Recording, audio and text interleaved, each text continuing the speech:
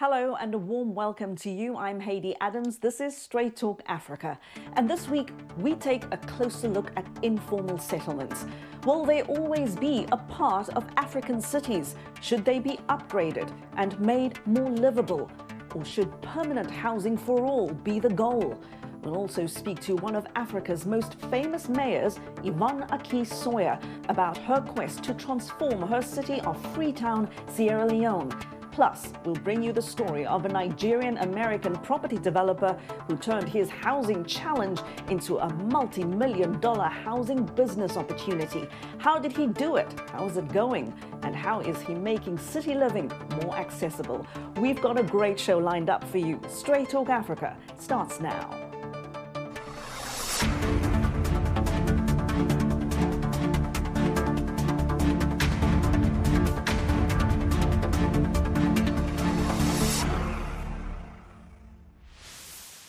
It's estimated a quarter of the world's urban population lives in informal settlements. That's about 1 billion people. In Africa, they're a feature of nearly every metropolis. About 200 million people live in some kind of informal housing or unplanned community. As Africa's cities evolve and grow in size and population, where will everyone live? That's a question in Kenya, where residents of the Mukuru-kwa-Njenga informal settlement are being uprooted from their homes to make way for the new Chinese-backed Nairobi Expressway. Rights groups are pushing the government there to resettle tens of thousands of people who were evicted ahead of the festive season last year. Activists say infrastructure development should take into account people's dignity. Brenda Mulinya brings us the story from Nairobi. There is little cheer for Lucy Wangari and scores of Kenyans like her from the Mukuru-kwa-Njenga slum, spending cold and wet nights living in makeshift tents. City authorities in October began evicting more than 40,000 squatters and razing their homes to make way for construction of the Nairobi Expressway. Authorities gave them just days' notice, despite many like Wangari calling the area home for 18 years. If you look at where I sleep, you think I wasn't a Kenyan citizen. You think I'm a refugee. We had houses, we had property, but right now we've been left destitute, all because of the government of Kenya.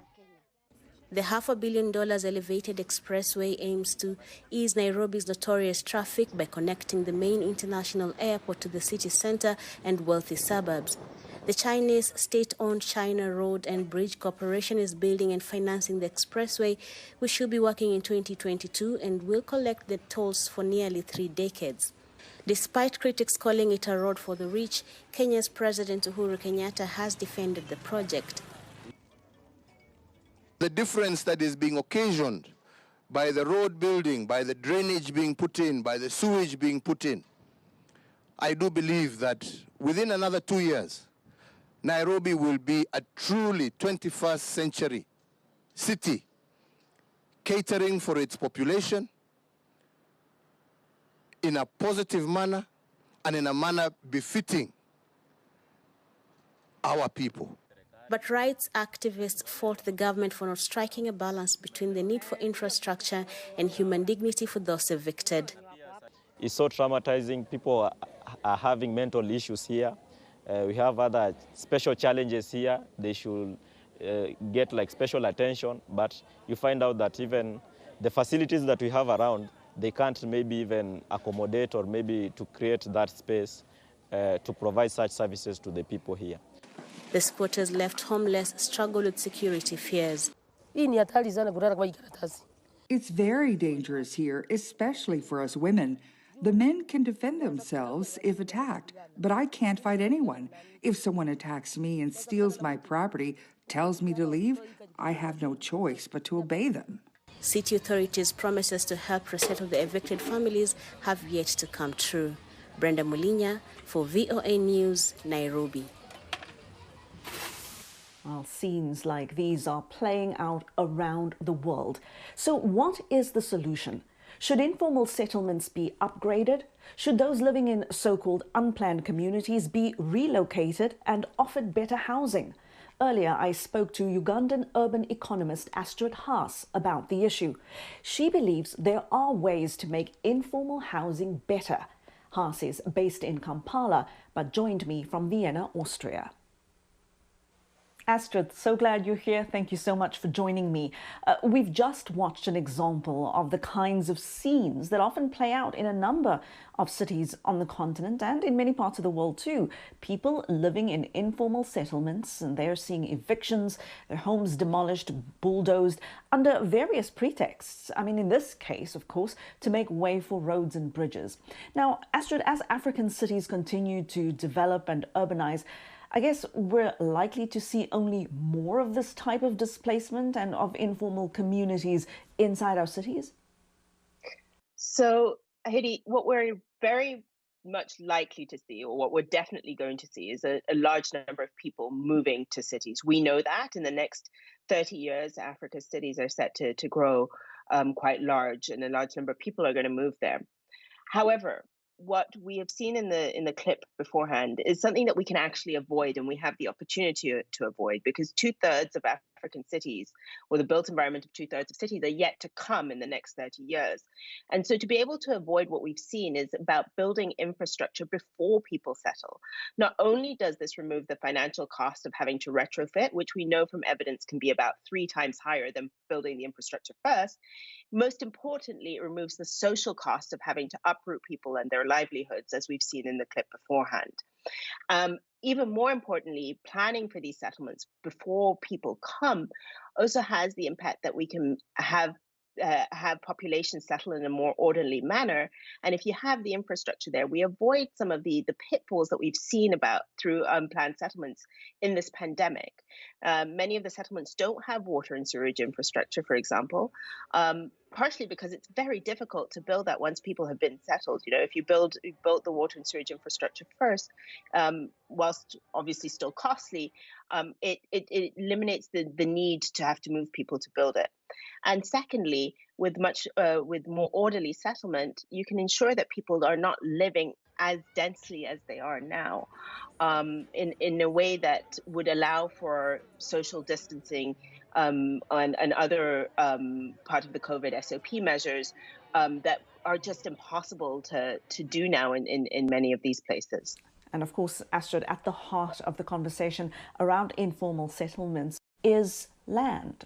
The land that people's structures are built on because they don't own it, and that deprives them of security of tenure, and these communities face so many vulnerabilities.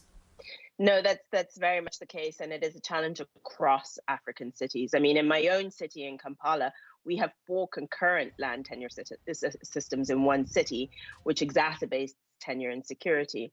And this has social costs. And I think what the clip also shows very well is that these social costs are even more pertinent for women and the most vulnerable populations in cities who have even less tenure security. But I think as well, we've got to think about, for a growing city like Nairobi or Kampala or any other city in Africa, it doesn't even make economic sense to have such tenure insecurity, because the private sector is also not going to want to invest if it can't guarantee that its investments aren't taken away or bulldozed in that way. So, you know, being able to ensure more tenure security not only makes social sense, but it also makes economic sense for rapidly urbanizing cities. Now, you speak at conferences around the world, and you wrote a brief recently which really piqued my interest. You asked, can we do informal housing better? Astrid, first tell me, what constitutes informal housing in our cities, and should we not be envisioning a future in which we do away with informal housing and really offer people something better, more secure housing options? The answer is undoubtedly yes. We should not be thinking about a future with informal housing. I think the point that I'm trying to make with the brief, though, is that the gap between the formal housing stock and the needs of the populations that are moving to cities, as well as the needs of the population or residing cities, is just growing exponentially. And governments and the private sector cannot keep up with the housing supply at the moment, the supply of adequate and affordable housing. Now, what do I mean by informal housing? Informal housing here very much refers to pretty much any housing that doesn't meet building and planning standards of the city that it's in. which is in some cases really the majority of housing in African cities. It's estimated, for example, in the past decade, over 70% of the housing that has been built in Nairobi has been in informal settlements. And this is one of the big challenges. So what I'm trying to argue in the brief is not that we should have more informal settlements, but can we do informal settlements better so that we can upgrade, we can make sure that they start meeting formal standards, so that it provides sort of the interim step that the informal stock actually becomes the formal, adequate, and affordable supply stock, as opposed to doing away with it completely, because actually right now it's what provides the most housing for people in African cities. Now, you also talk about incremental housing. What does that mean? So it's one of the solutions that I propose in the brief. So I propose 3 solutions that come under the sort of broader framework that governments should be enablers by ensuring that regulation is adequate and that building codes and planning codes are adequate. So one of the challenges of why much of this housing stock doesn't meet planning codes is because they're just out of date and they're not locally appropriate. And so 3 ways this can be done is, the first way, as you just mentioned, is through really enabling incremental housing to be formal. A lot of the housing that is already built is built incrementally. What does this mean? It means that people build as soon as and when they have the funds to do so, and they build on as and when they have the funds to do so. So it's not that, suddenly there's a final house because everyone has all the money to build a final house or a final apartment. It's that over time, as money is made, you can add to the house. Now, under most planning codes, this doesn't actually constitute formal housing, or because it's not complete. And so being able to enable the regulation so that actually when, the fundamentals are there of a house, that it actually constitutes complete house, already brings a lot of housing into the formal housing stock. And this can be, there's even bigger experiments that can be done where, for example, in Iquique in Chile, with $7,500, a partnership between the private sector and the government managed to build sort of what they called half houses. So the private sector built the foundations, and then people could incrementally build on that as and when they had the funds to do so. The second area is that construction costs are extremely high in Africa compared to the rest of the world. And that's also because of the building material that's allowed by formal planning and building codes. And so one way to overcome this, like was done in 2019 in Rwanda in the revisions of their building codes, is to really allow for locally produced material.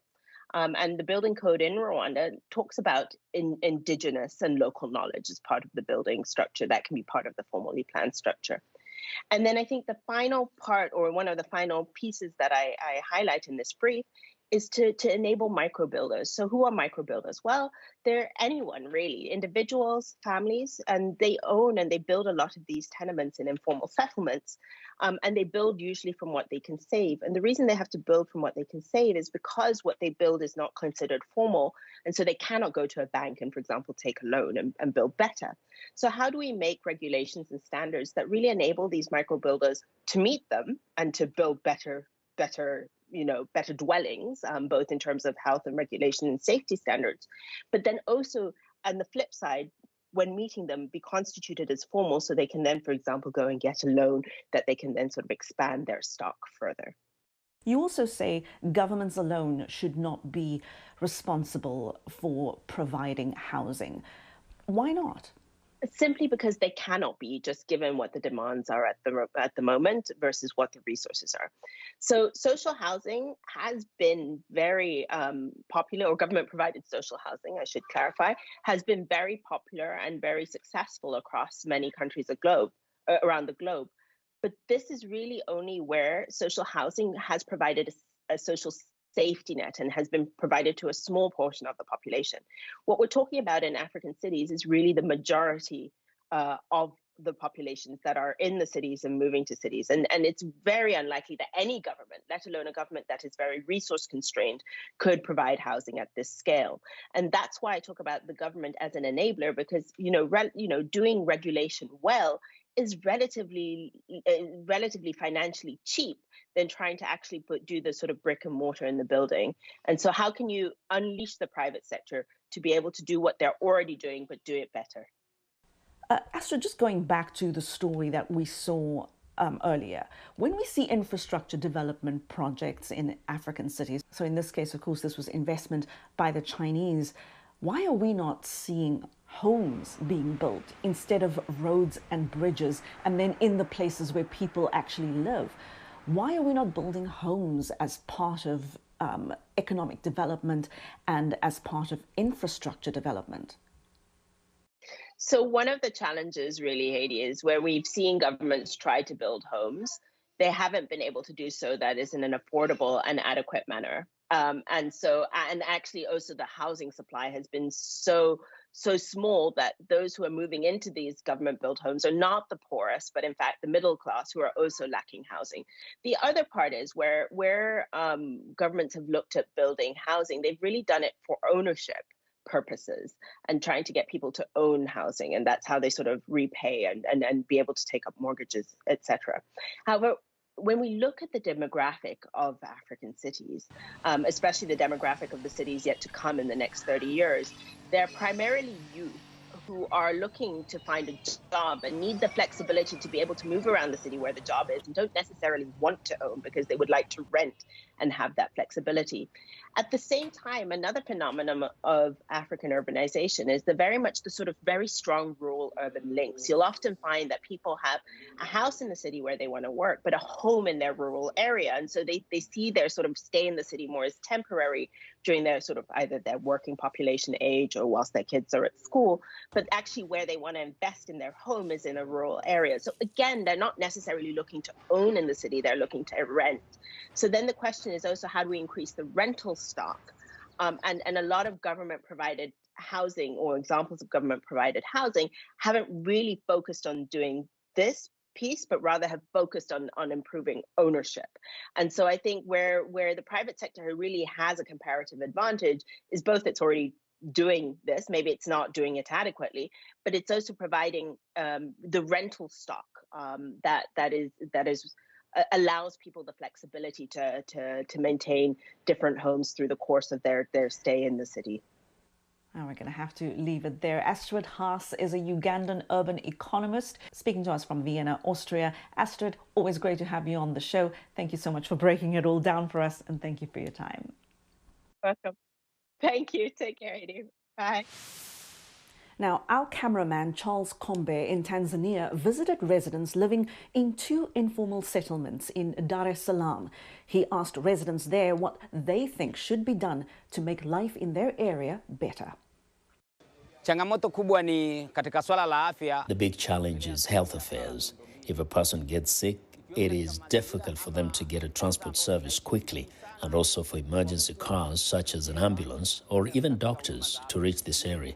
Usually, people have been physically carrying patients to take them to the open area where cars can access.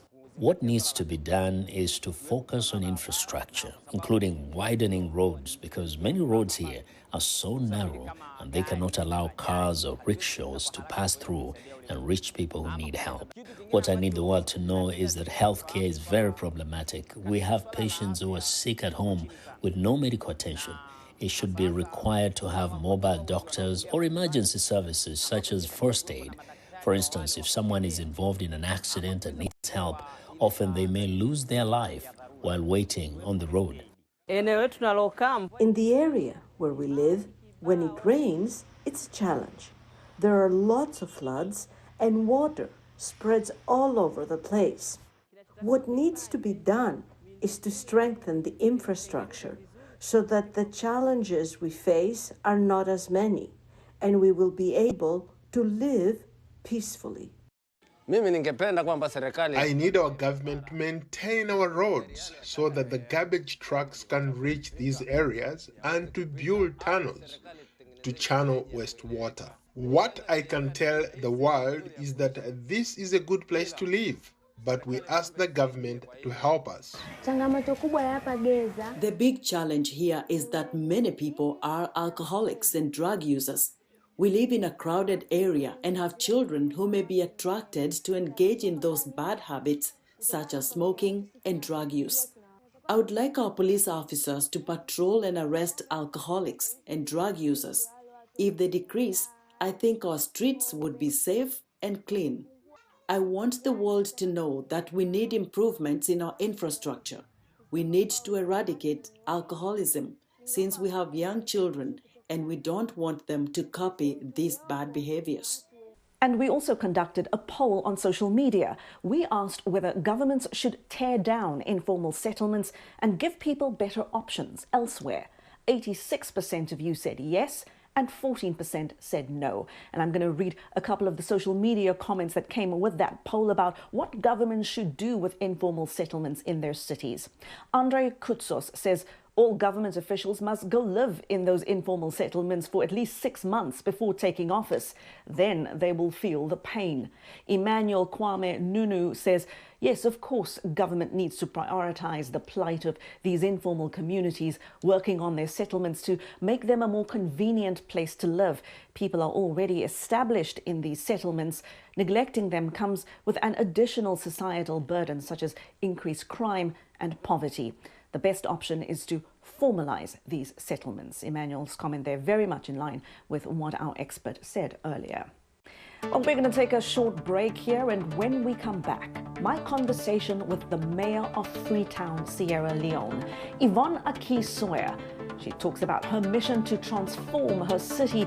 She says she has the personal and political will to do it. And you don't hear that often. And later on in the show, we'll take you on a trip around town with a Nigerian-American property developer who built an $840 million real estate business building affordable homes in Washington. That's still ahead here on Straight Talk Africa. Stay with us. Back in a moment.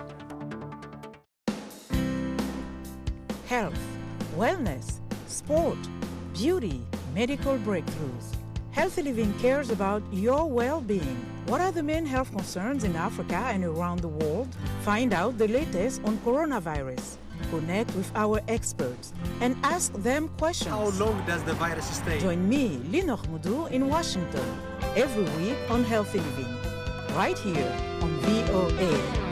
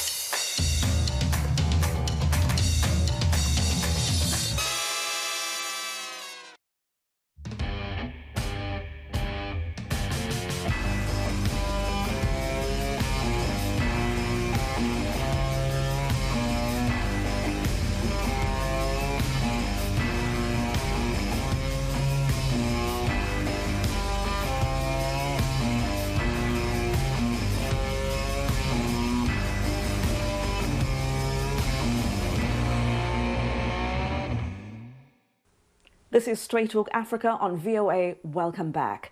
She's arguably one of Africa's most famous mayors and one of Sierra Leone's most powerful women. Yvonne Aki-Sawyerr is the mayor of Freetown, and she's on a quest to transform her city, especially the lives of those in informal communities. She says she has the personal and political will to make it happen. Aki-Sawyerr is, of course, no stranger to challenges. She campaigned against the blood diamond trade, advocated for ending Sierra Leone's civil war. In 2016, she was awarded a gold medal by the president of Sierra Leone for her contribution to the country's Ebola response efforts. She was also made an officer of the Most Excellent Order of the British Empire by the Queen of England in 2016. Hollywood actor Idris Elba is also a big fan. But accolades and famous friends aside, Aki-Sawyerr says she wants to restore the glory of the city where she was born and raised. She spoke to me from Freetown. My name is Yvonne Aki-Sawyerr, and I'm the mayor of Freetown. I assumed office in May 2018 with a commitment to work with Freetonians and our stakeholders to ensure that we transformed our city, to ensure that we addressed some of the most challenging problems which have plagued us for decades. We pulled together, we created the Transform Freetown agenda. Many of the very well-known leaders across the whole region, Ghana, Nigeria, Gambia. They all schooled. In fact, even when I was at university, because I'm a bit old, I was in university from 84 to 88. We still had a lot of students coming from the Gambia, from Cameroon, other parts of the region. But certainly in those early days, this was the center of learning, and amazing minds and professional scientists, historians came through Furby College. And just speaking back to childhood, just thinking about it, perhaps for me, what stands out most in contrast, and I know time doesn't stand still, right? Nothing stays the same forever. So that you've got to sort of temper one's nostalgia with reality. Things move and things change. But perhaps what's most striking in terms of the change has been the population growth. And because that population growth has not come into a city where there were any development controls, the impact has been catastrophic. Growing up as a girl, the hills were covered in trees. Our backyard, going to school, you walked through the forest, the weekends you were fishing, in the woods behind with the streams, the beach, Lumley Beach. After school, a classic thing my sisters and I would do would be to go nag our dad to take us swimming after school, because it's such an amazing place to grow up in a city where you've got the beach at your doorstep, you've got the mountains, you've got the forest, and that was it. I suppose another recollection, which is really tied into this, was just the way everybody knew everybody else. When I was at university in my penultimate year, we hosted an ISEC conference, ISEC being the International Association of Students in Economics and Management. It was the first time we'd done it, and I spearheaded that. And I remember one of the participants who was Dutch being in town with me and saying, everybody here, because it was a small enough, I suppose it was a city, but it was, I guess it's what people would think of a town, where everybody knows everybody else. So, fast forward the war, a huge explosion in the population, and like I said, in an uncontrolled manner, which has just devastated the woods, devastated the coastline, the mangroves. It's been really destructive. So, Madam Mayor, having all these mixed memories of wonder and of tragedy, how do you reconcile what you see in Freetown today and what you see for the city's future? The thing about migration, whether it's international or rural, urban-rural, is when migration happens, the best thing that you can do is to embrace where you are and seek to ensure that everybody has an improved standard of living. So Freetown is never going to be that small little city anymore. I mean, it's, that time has passed. And so how I feel about it is a determination to ensure that as best as possible, the things that went wrong that created this urban sprawl, destruction of forests, of mangroves, of education, lack of access to health and everything else, that in running the city now, that one is really constructively seeking to address these challenges within the context of our current reality. What you do with sanitation impacts what you do with health. What you do with health impacts what you do with economic productivity, with job creation. The environment certainly impacts on our resilience, on urban planning and housing, affects water, it affects sanitation. It even affects education, because if you don't organize a city, then you can't deliver services efficiently, and invariably, in many cases, you can't deliver services at all. So my approach, looking at it, what do I make of it? How do I respond? I respond with knowing that it can be different.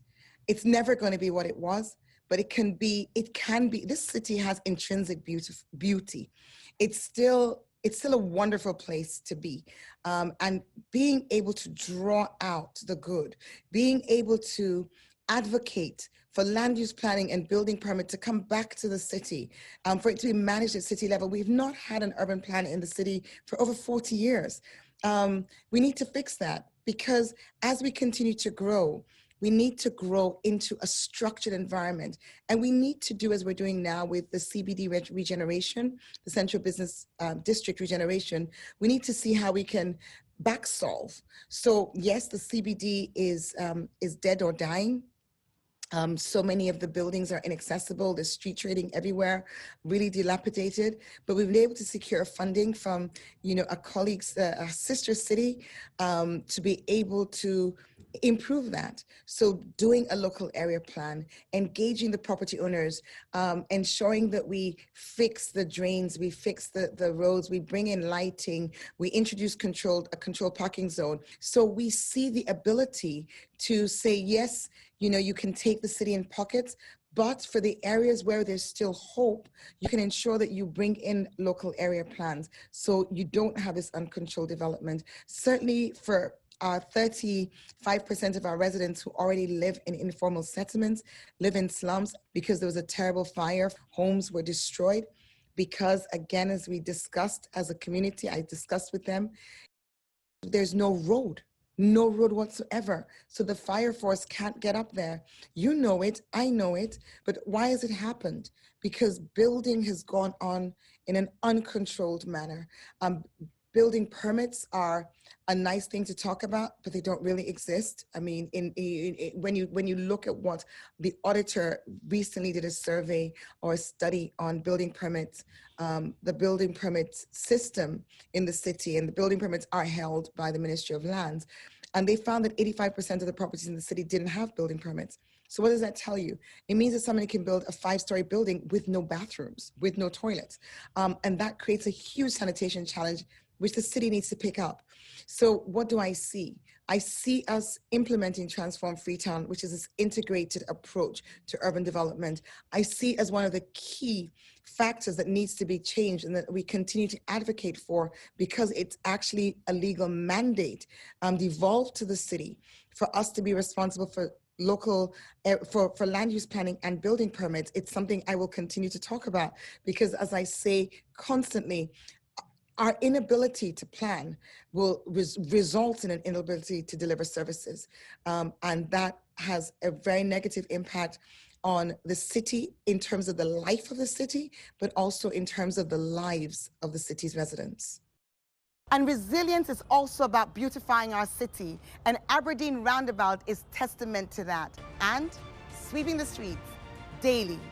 68 key streets in the city are now swept, as are our markets. This makes a significant difference to the way Freetown feels, the way Freetown looks, and to all our health outcomes. And with the tricycles now collecting waste from households, it's really important that they don't have to travel long distances. That way, they get to collect more from more homes, and it also discourages illegal dumping. So the transfer stations are designed to provide that function. We're really pleased that the transfer stations at Macaulay Street and Kleintown have been completed. There's so much going on with Transform Freetown. We couldn't be doing it without you all.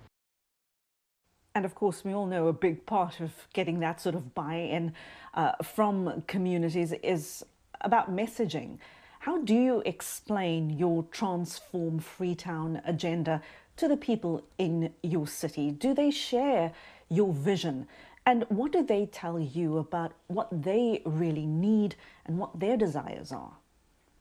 One of our key messages, one of my key messages, is always something which everybody can relate to and everybody can do something about, and that's sanitation, keeping the city clean. For their health reasons, for our health reasons, for resources, so we're not spending inordinate amounts of money clearing gutters, which we could be using, providing tables and chairs for our schools. But how do I get the message across? Try really to talk to people through different media, not just myself, through stakeholders, through community influencers. For me, it's about messaging where you really hook your message into people's reality, and at the same time as accepting our responsibility as a city leadership making sure there's a sense of accepting the responsibility that residents also have to have in how we deal with the challenges and not exacerbate them, not allow them to continue to get worse. We're in a world where the pressures that bear down on progress are constant and significant. And you've got to be able to be in a place where you are joining the dots enough and you're creating enough momentum on the positives so that overall you're making more progress than you're being pushed backwards. And that's not easy to do. And the only way it can be done is by really bringing everyone on board, residents, partners, the private sector, and making it not just a thing you talk about, but a thing that actually happens. Now, you say you want to make Freetown a destination city using an inclusive approach. How do you build a city that is inclusive, where people don't have to feel like they are what's wrong with the city because they live in what's perceived to be the problem areas? I mean, I grew up in an African destination city, Cape Town. Spent my life in the shadows of a world-famous mountain. But I also grew up in a high-crime area, with poor housing, poor services. These are parts of the city you wouldn't see in the travel catalogs, places that nobody really wanted to invest in or visit if they didn't have to. So how do you ensure the city benefits not only those who are visiting there, but also for those who are already living there? So for me, I'm building a city not for the infrastructure, but for the people.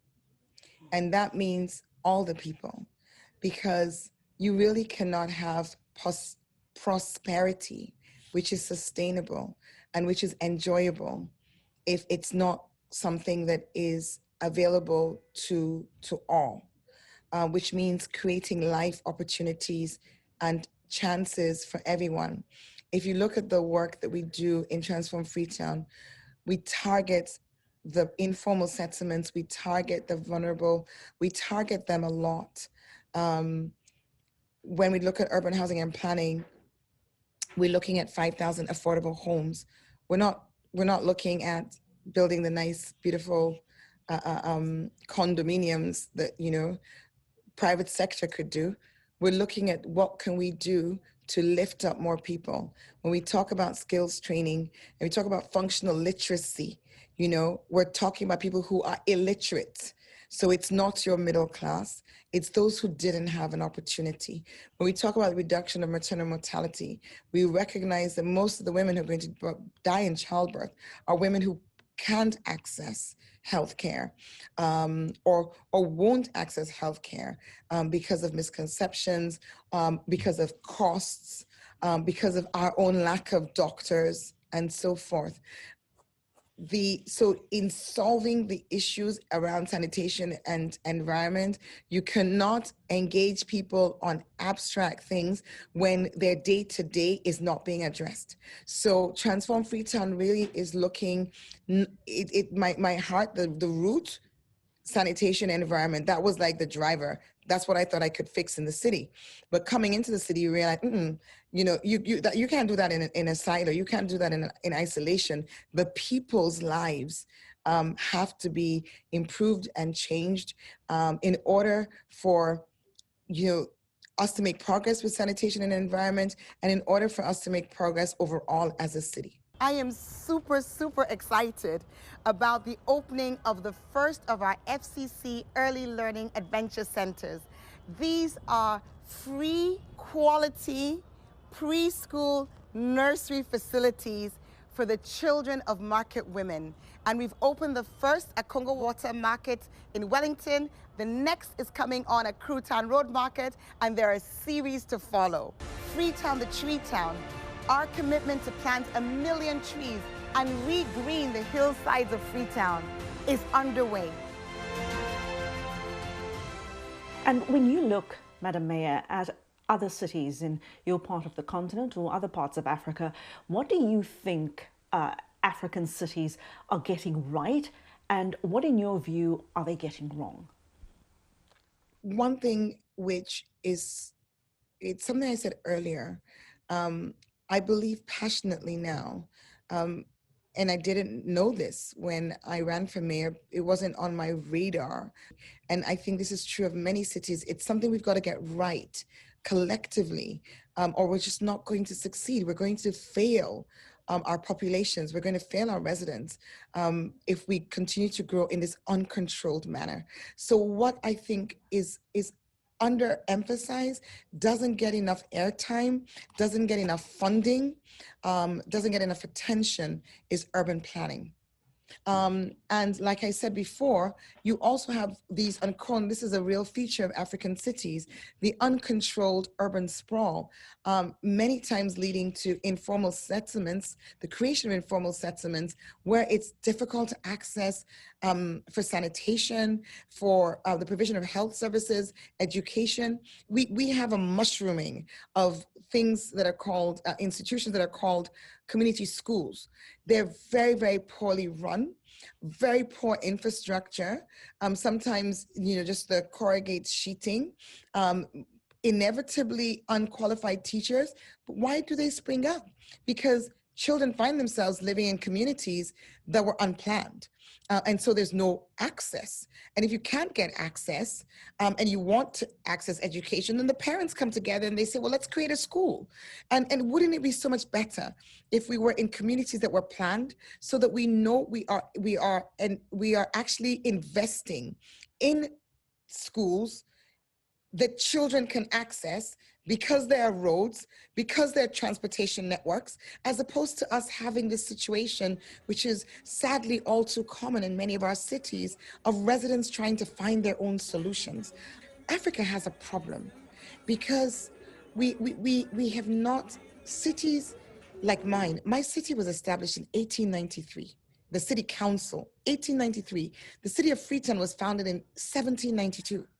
But in the 70s, after the end of the colonial period, with the one-party state, the city councils were disbanded. I mean, you no longer had mayors. You had committees of management who weren't elected; they were appointed, and the diversity of experience across the continent. You have cities like Monrovia, where the mayor is appointee. Same with Accra.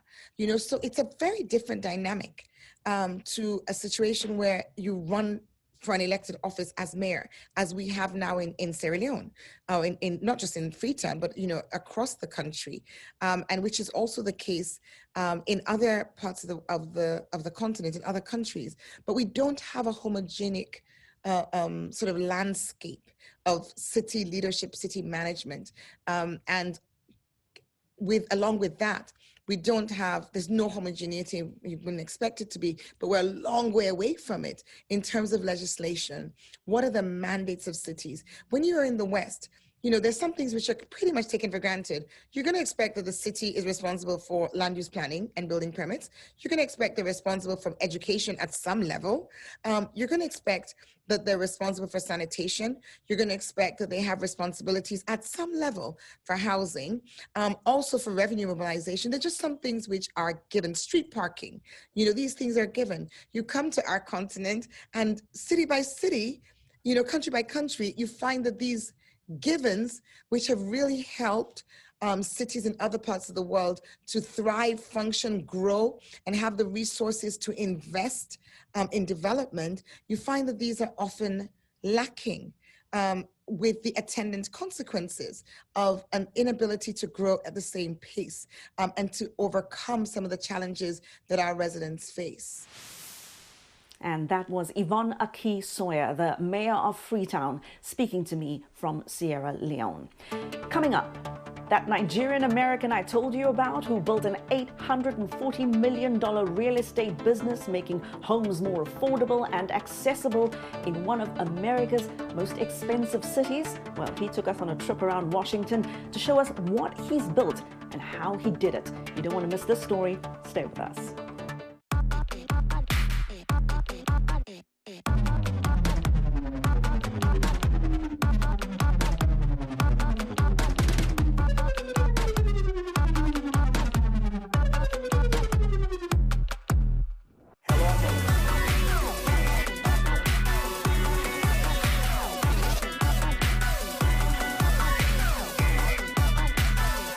from around the world. Let's go.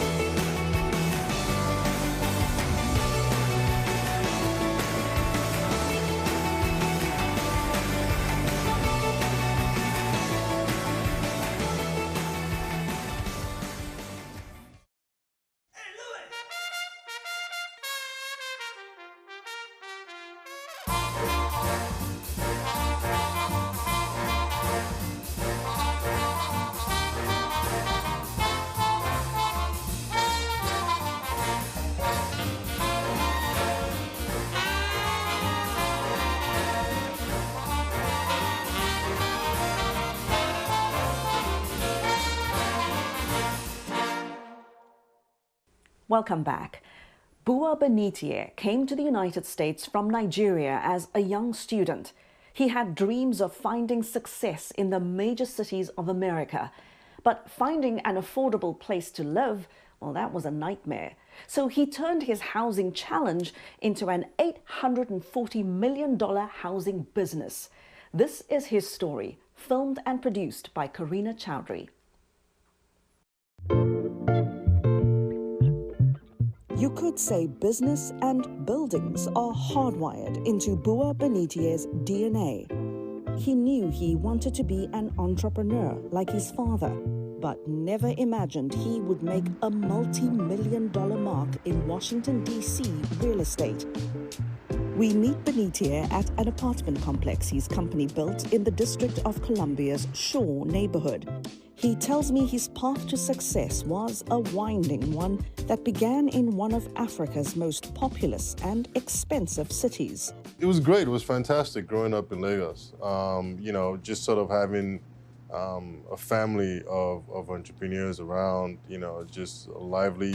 Lagos is a very enterprising place to be, right? So everybody has a hustle. Everybody's trying to survive in a very sort of bustling, also expensive city, and everyone is trying to provide for their family. So you've known the hustle from a young age? From a very early age, right? It's the one place where everybody is resourceful, no matter what. But also everybody has aspirations, right? My parents, they instilled very strong work ethic in me and my siblings. But more importantly, we needed to have deep desire to succeed for ourselves as well. I had read that you had dreams of becoming the next Mark Zuckerberg. Yes. How did that work out for you? Not so well. Benitier jokes that failure in San Francisco's tech startup world led him to make a fresh start in the U.S. Capitol, where he persuaded a real estate company to take a chance on him. And that's how I ended up coming to D.C. and working for this real estate consulting firm. And that's when, how Spider-Man became Spider-Man, how he got, bitten by the spider. Right. Benitier was bitten by the real estate bug, but he was living in a very expensive American city. He says as a young professional, he felt priced out of the real estate market and struggled to find an affordable place to live. I've lived in very expensive cities, right? So I went to school in New York. I lived in San Francisco, lived in LA, and lived in DC. And for whatever reason, particularly when I lived in San Francisco, even after making a very decent income, I could not afford to find a place that I could live by myself. And I think that that's still the case for a lot of folks who want to live in, densely populated urban cities. You have to find a roommate. You have to sort of, pay more than 50% of your income to survive. And, and if you're living hand to mouth, which I did, paycheck to paycheck, it's kind of hard. I experienced that myself firsthand. Benitier channeled that experience into a business opportunity, making city living more accessible. In 2005, he founded Dante's Partners, a boutique real estate development firm focused on affordable housing in the District of Columbia. It means I get to build multifamily housing, rental property, similar to where we're sitting in today, and provide it to people of moderate income, because they don't have any options as far as housing choices are concerned. Affordable homes don't have to look and feel cheap. Benitez's company has developed thousands of modern apartment units for low and middle income communities, including seniors and young professionals. Affordable housing is in short supply in Washington. The city is ranked among the most intensely gentrified and most expensive places to live in America. A 2018 report by the National Low-Income Housing Coalition shows DC residents must earn more than $34 an hour, that's more than twice the city's minimum wage, to afford a two-bedroom home with rent as high as $1,800 a month. Washington's Mayor Muriel Bowser is plowing more than $500 million into her plan to create 12,000 affordable housing units in the city by 2025, with a push into affluent neighborhoods. Benitez says one challenge in building that much housing is resistance from wealthier residents. You have folks who've got, $700,000 at the time, $700,000 condos. And they were concerned about what my building would do, if anything, to their property values and the type of clientele that I would be. Is it kind of a there goes the neighborhood? Yeah, so precisely, right? And look, we live in an urban city. Everybody of every walk of life, of every creed, race, or nationality should be able to reside in an urban city such as ours. And it should not just be exclusive to one group of or type of people. And, we had to sort of go through that and reassure people. Benitez takes our team on a drive through the city to one of his construction sites. Pointing to previous projects along the way, he says he'd like to see more mixed-income neighborhoods. When you drive through the streets of Washington, D.C., what does it feel like to know that you're actually helping to change the skyline of the city? It feels great. It feels great. I gotta tell you, it never gets old. Yeah, and it's weird because I wouldn't lie to you. Like, there are moments when I'm in the car and I could be in a car with, like, especially my friends of mine who are not from here. Right. And it's like, okay, do you or do you not? Right. Do you or do you not say anything?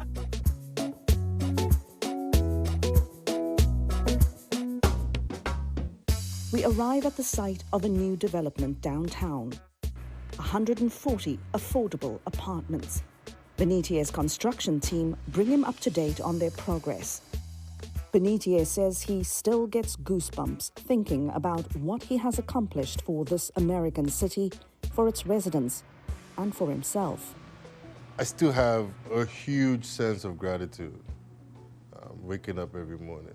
No different than the first day I arrived here. And I tell my friends now, and the same I'm going to tell you, that I firmly believe, like I did then, like I did when I was in Lagos, when I arrived and when I am today, that the streets of America are paved with gold.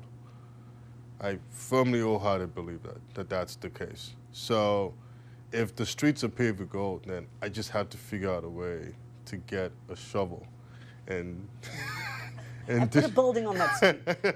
Right, and I still feel that way. I still feel extreme sense of gratitude.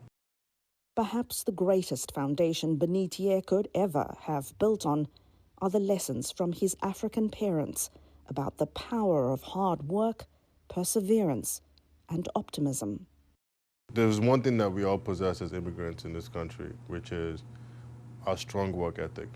I think it's unmatched.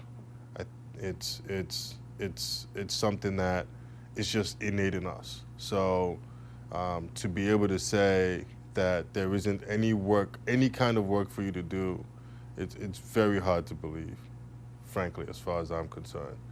Because whatever kind of odd jobs you can think of, I think I've had my share. I've done my share. It's because the truth of the matter, particularly in a place like America, and this came directly from my dad, America rewards hard work, bottom line. And it's true. And I've seen it, I've experienced it, and I'm still experiencing it till this very day.